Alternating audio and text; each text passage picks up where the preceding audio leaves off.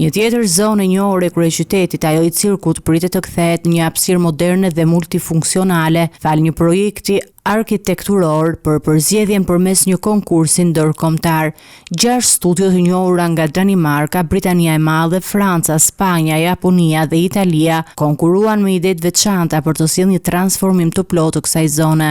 Kryeministri Edi Rama gjatë prezantimit të projektit vlerësoi këtë si një hap thelbësor në rrugën e zhvillimit urban të Tiranës dhe gjithë vendit. Është një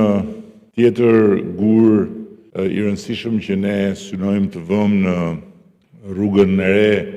të vendit, një rrugë ku Tirana është lokomotiva e një transformimi epokal, fal edhe pikërisht këtyre zhvillimeve që kanë përfshirë një numër të jashtëzakonshëm arkitektësh ndërkombëtar dhe që kanë krijuar një hapësirë të jashtëzakonshme për arkitektët vendas,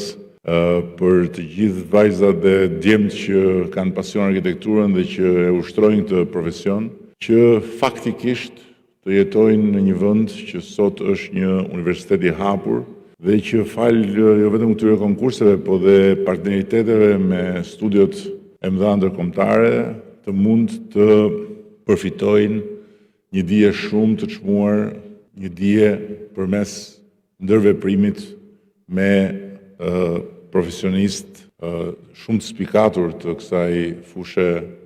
mundësish edhe parafytyrimesh të pafundme. Nuk dua të zgjatëm më tutje,